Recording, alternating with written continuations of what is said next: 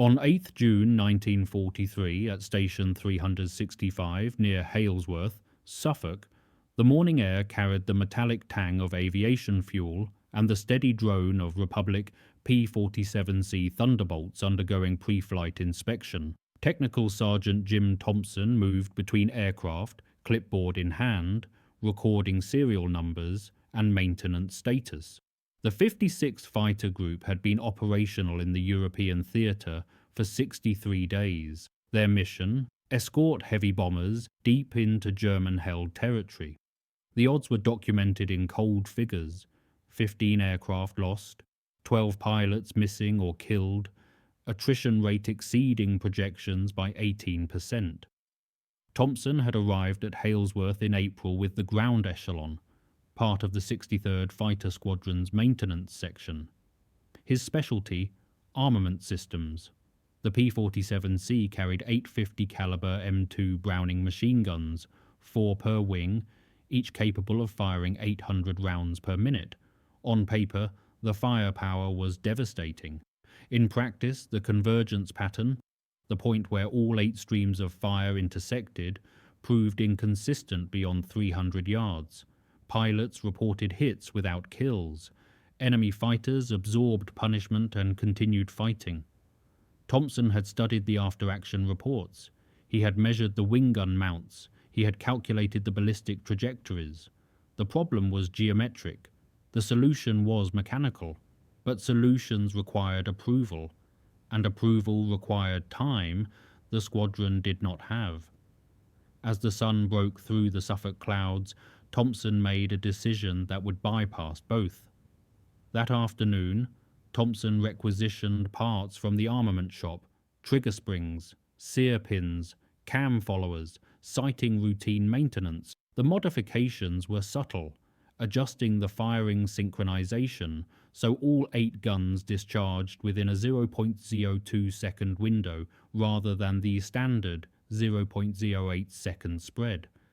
The convergence point shifted from 300 yards to 250 yards, creating a tighter kill zone.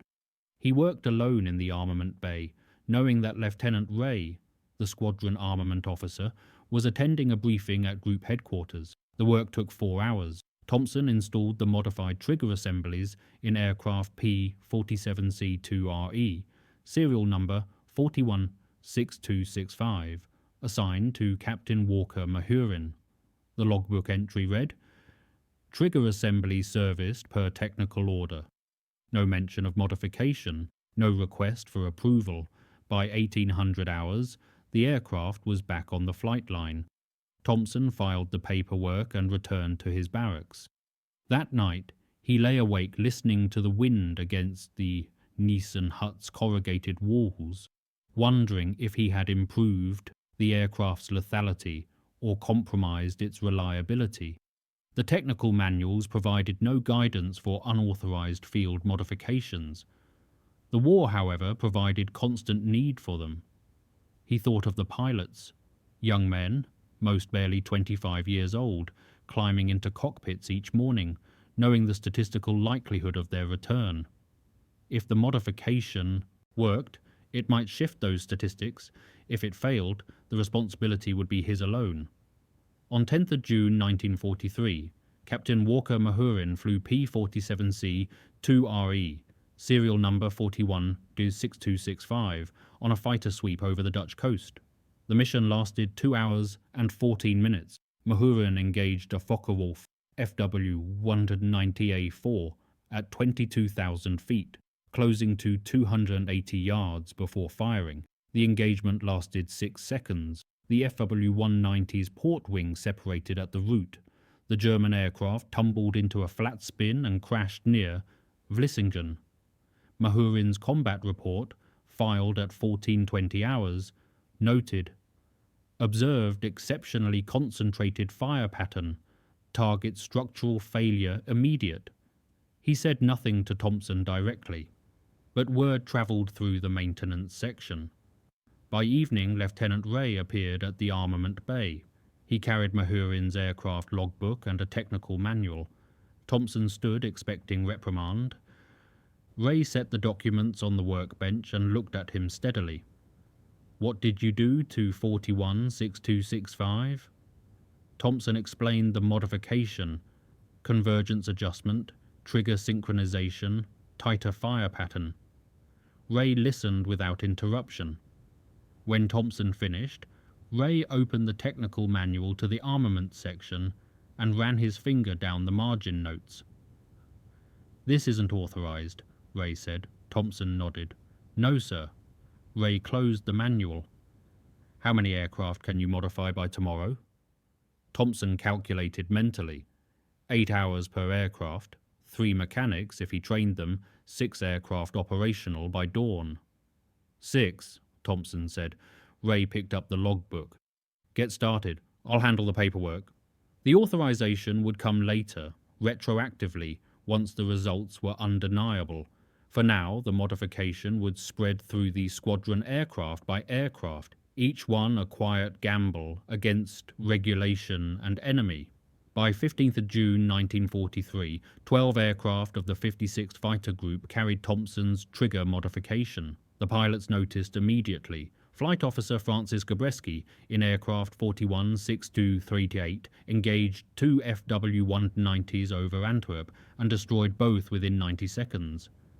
His report described the fire pattern as extraordinarily dense. Major Hubert Zemke, the group commander, called Thompson to his office on 16th of June. Zemke was 30 years old, direct in manner, intolerant of inefficiency. He placed 2 combat reports on his desk and gestured for Thompson to sit. Your modification, Zemke said. Explain it. Thompson described the technical adjustments, convergence point, synchronization timing, ballistic concentration. Zemke listened, then asked the only question that mattered. Failure rate? Thompson had monitored every flight. 0 malfunctions in 47 sorties, sir. Zemke made a note on the reports. The pilots are calling it the hole punch. They say it cuts through enemy aircraft like metal shears. He looked up.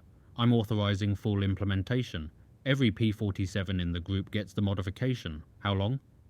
Thompson calculated. 63 aircraft, 3-man crews working in shifts. 72 hours, sir. Zemke nodded. You have 60. The next mission is deep penetration. Kiel shipyards. I want every gun system at maximum efficiency. Thompson saluted and left. In the armament bay, he assembled the maintenance crews and divided the work. They laboured through the night, the hangar lit by portable floodlights, the air thick with solvent and metal filings. By 19th June, every operational P-47 in the 56th Fighter Group carried the modification, the official designation, recorded in the group maintenance log, Field Improvement 43D06, Armament Convergence Enhancement. The unofficial name remained simpler. Hole punch. On 22nd June 1943, the 56th Fighter Group escorted 235 B-17 Flying Fortresses to Huls, Germany. The bomber stream stretched across 30 miles of sky. German fighters rose to meet them. FW-190s from Jagdgeschwader 1, Bf-109Gs from Jagdgeschwader 26, approximately 90 aircraft total. The engagement began at 11:47 hours over the German border. The radio channels filled with position calls and warnings. Thompson, monitoring from Halesworth on the maintenance frequency, heard fragments of combat chatter. Captain Gabreski's voice. Focke-Wulfs, 2 o'clock high. Major Zemke. Engage at will. The sound of sustained machine gun fire, transmitted accidentally over open microphone, lasted 18 seconds. Then silence as the squadron pressed deeper into German airspace. The bombers completed their run. The fighters turned for home. By 14:30 hours, the first P-47s appeared over the English coast. Thompson counted them as they landed. 56 aircraft dispatched, 53 returned, 3 missing. By evening, 1 pilot was confirmed killed, 2 listed as missing in action. But the kill claims were unprecedented.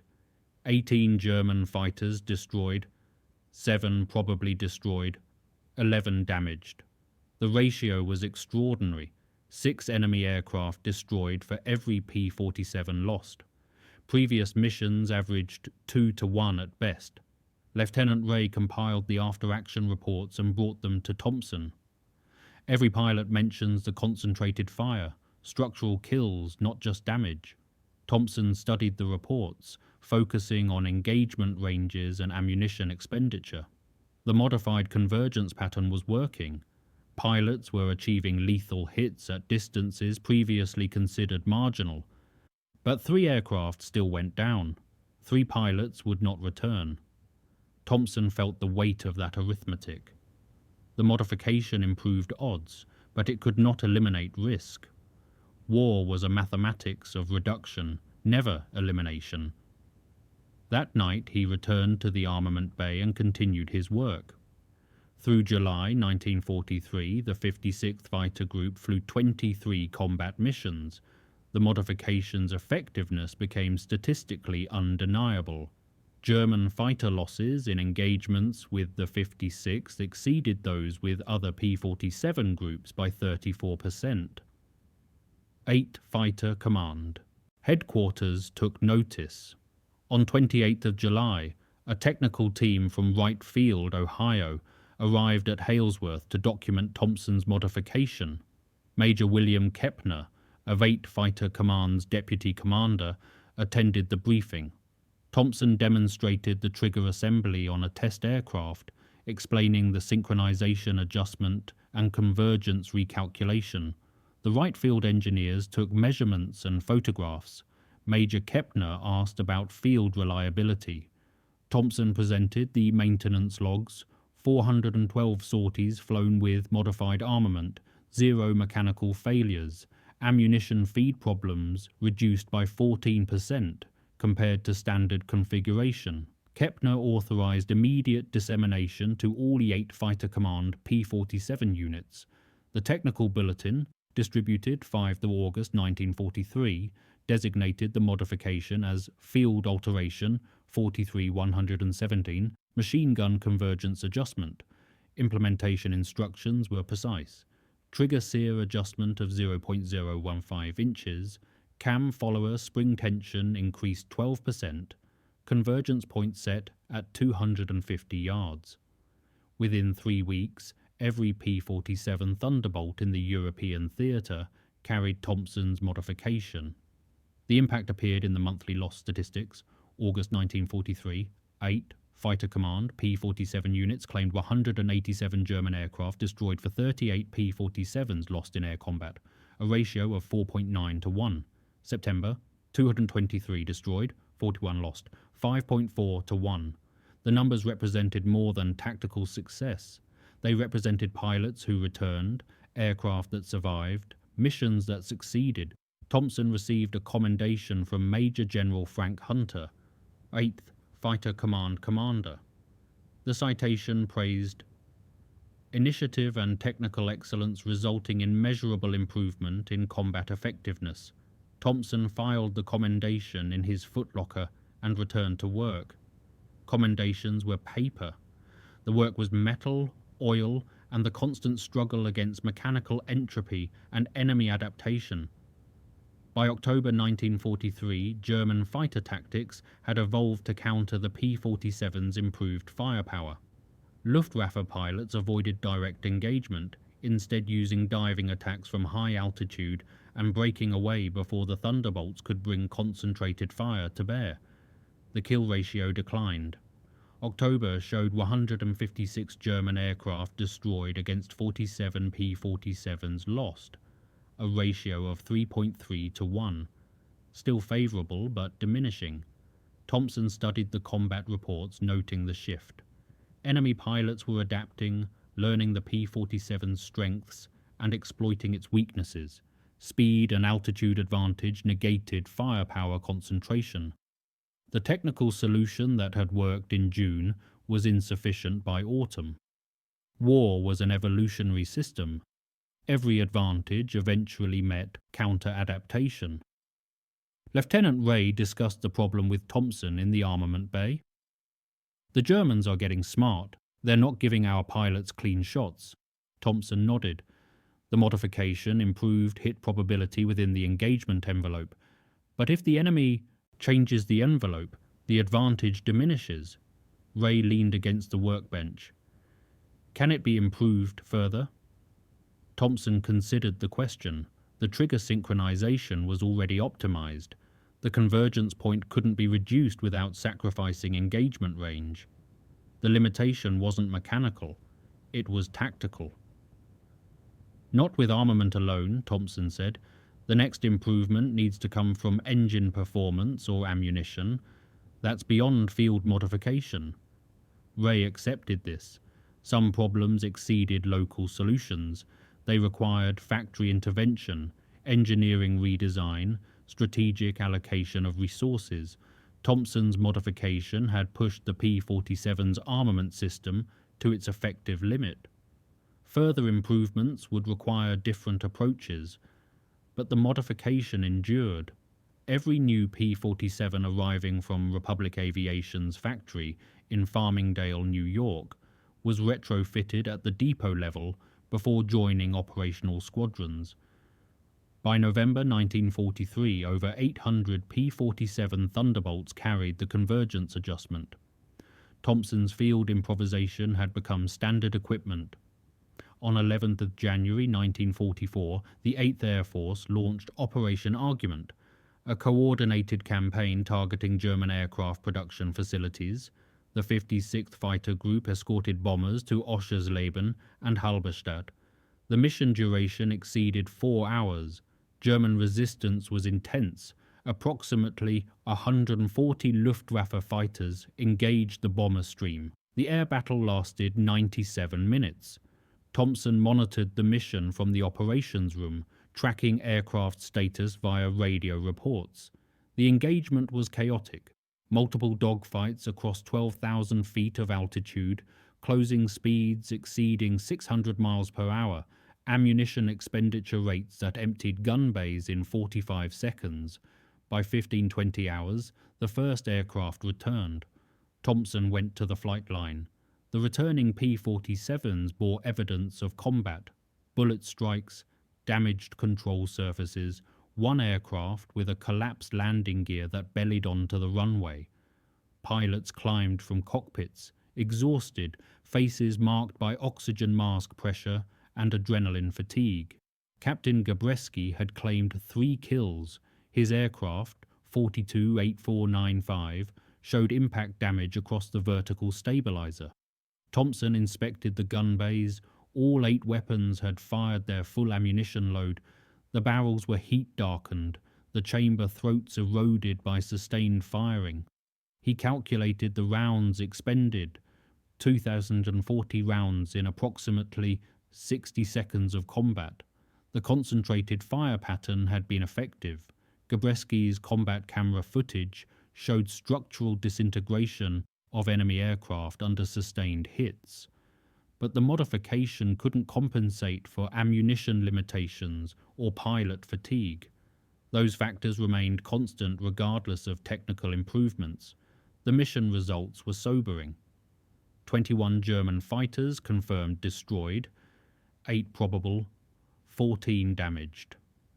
The 56th Fighter Group lost 2 aircraft, 1 to enemy fire, 1 to mechanical failure over the North Sea. Both pilots were killed. Their names were added to the casualty roster. Thompson read the names and returned to the armament bay. Work continued. By March 1944, the strategic air campaign had reached critical intensity. The 8th Air Force flew missions daily, targeting oil refineries, transportation networks, and industrial complexes throughout Germany. The 56th Fighter Group operated at maximum tempo, pilots flying every other day, maintenance crews working 16-hour shifts. Thompson had been promoted to Technical Sergeant First Class. His responsibilities expanded beyond armament to include oversight of all weapons systems across the group's 3 squadrons. The modification he had implemented 10 months earlier was now standard across 2,300 P-47 Thunderbolts in the European theatre. Its impact was measurable in the attrition statistics.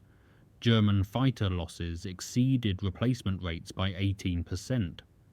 The Luftwaffe was bleeding aircraft faster than factories could produce them. The technical advantage Thompson had created contributed to that strategic erosion. But the cost remained present. On 6th of March 1944, the 56th Fighter Group lost 4 aircraft over Berlin. On 8th of March, 3 more over Brunswick. On 15th of March, 2 over Augsburg. Each loss represented metal, training, and life expended in the arithmetic of attrition warfare. Thompson knew the names of the pilots. He had inspected their aircraft before missions. The modification increased their survival probability, but probability was not certainty. Some pilots did not return regardless of technical advantages. By late March, Thompson had been at Halesworth for 12 months. He had serviced 1,847 sorties, overseen 23 field modifications beyond the original trigger adjustment, and trained 16 mechanics in advanced armament procedures. The work had become routine: inspect, adjust, test, document, repeat. But the consequences remained profound. Each aircraft he cleared for flight carried 8 guns, capable of destroying enemy aircraft at unprecedented efficiency. That capability, multiplied across hundreds of aircraft, shaped the air war's outcome. It was the aggregation of small technical improvements implemented by mechanics whose names would never appear in official histories that determined strategic results. On 8th of April 1944, Major General William Kepner, now commanding a 8 Fighter Command, visited Halesworth to observe operations. Thompson was summoned to the briefing room. Kepner, flanked by his staff, reviewed a statistical summary of P-47 combat effectiveness. He looked at Thompson directly. "Sergeant, your modification has been in operational use for 10 months. The results are documented." He gestured to the charts on the wall: kill ratios, mission success rates, ammunition efficiency metrics. "Rate, Fighter Command attributes a 12% improvement in fighter effectiveness directly to the convergence adjustment. That percentage, across 2,300 aircraft and 47,000 sorties, represents approximately 340 additional enemy aircraft destroyed." Kepner paused. "Those numbers represent lives saved, bomber crews who completed missions, fighter pilots who returned, strategic objectives achieved." Thompson listened without response.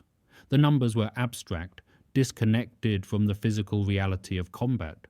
Kepner continued, "You're being awarded the Legion of Merit for exceptionally meritorious conduct in the performance of outstanding services. The citation will reference technical innovation resulting in measurable combat advantage." The meeting concluded. Thompson saluted and left. That evening, he sat in the armament bay, surrounded by tools and equipment, and considered what the numbers meant. 340 aircraft destroyed. How many German pilots killed? How many bomber crews saved from fighter attack? The mathematics of war reduced human consequences to statistical abstractions, but abstraction did not diminish reality. His modification had killed people, enemy pilots whose names he would never know, whose families would receive telegrams reporting missing aircraft and unrecovered remains. It had also saved people, American pilots and bomber crews who survived missions they might otherwise have lost. War was not a moral equation with clear solutions. It was a grinding mechanism of competing necessities, where survival required killing and technical improvement meant increasing lethality. Thompson had made that choice in June 1943. The consequences, both intended and unintended, would continue accumulating long after the war ended. Through summer 1944, Allied air superiority over Europe became absolute. The Luftwaffe could no longer contest bomber formations effectively. German fighter pilot training had been reduced to 120 hours, insufficient for survival against experienced American pilots flying technically superior aircraft. The 56th Fighter Group's kill ratio reached 6.2 to 1 by July. Captain Gabreski became the leading ace in Europe with 28 confirmed victories. Major Zemke was promoted to colonel and assumed command of the 479th Fighter Group. The P-47 Thunderbolt, modified and refined through continuous field improvements, dominated European skies. Thompson's convergence adjustment remained a permanent feature. In August 1944, he was reassigned to the 9th Air Force to implement similar modifications on ground attack P-47s, supporting the invasion of France. The work continued. Different airfields, different missions, same technical requirements. By September, he was at an advanced landing ground in Normandy, servicing aircraft that flew 6 sorties per day, attacking German armour and supply lines. The modifications' effectiveness translated to ground attack, concentrated fire patterns, destroyed vehicles and fortifications with reduced ammunition expenditure. Pilots reported higher kill rates per sortie. The war was moving east. Germany was collapsing under combined pressure from all fronts. The air campaign Thompson had contributed to, one technical improvement among thousands, had achieved its strategic objective: air superiority, industrial disruption, and the systematic destruction of German military capacity. By November 1944, the Luftwaffe was effectively defeated. German fighters rarely appeared over Allied formations. The P-47 groups shifted to ground attack roles, supporting the advance into Germany. Thompson's modification remained relevant.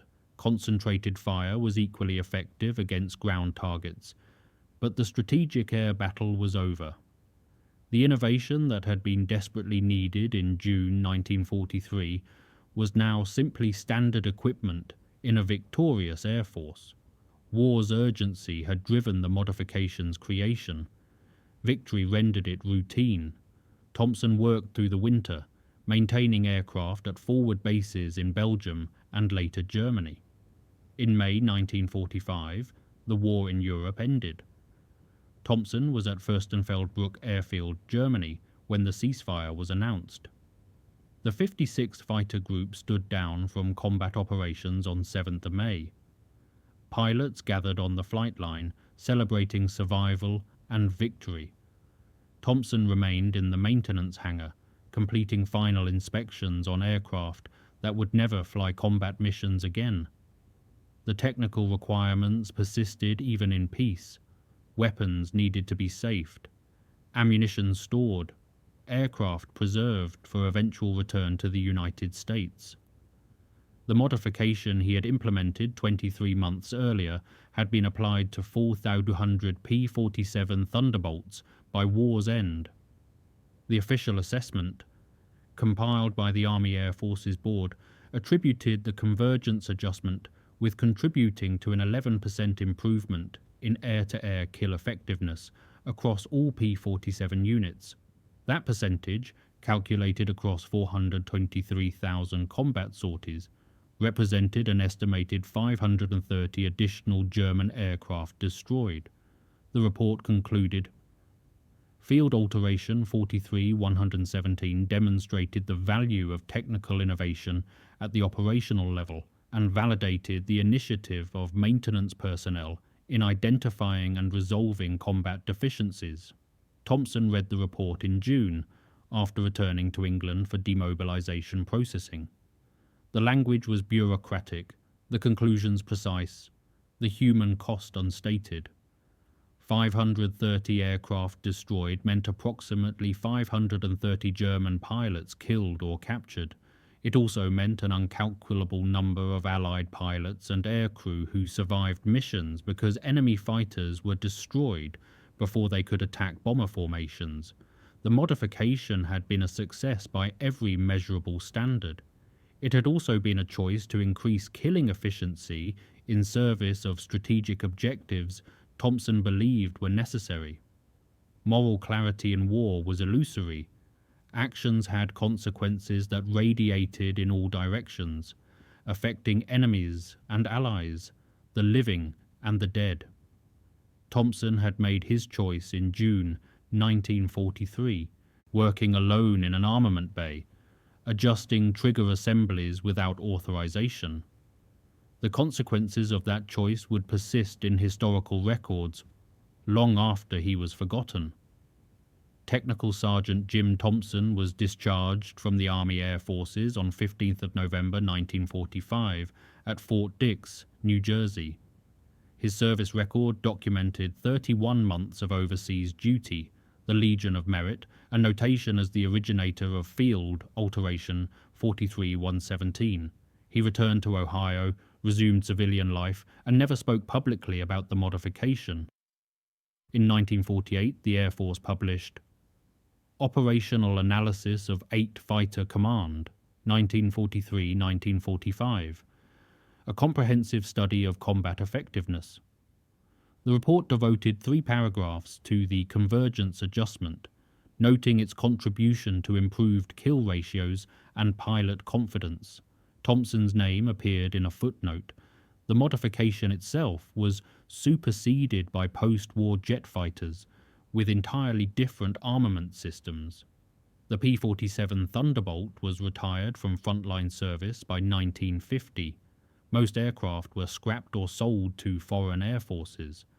The technical innovation that had seemed so crucial in 1943 became historical footnote within 7 years. But the principle endured. Operational necessity driving technical adaptation, implemented by personnel closest to the problem, validated by measurable results. Thompson had demonstrated that principle under combat conditions. His contribution was specific, documented, and finite.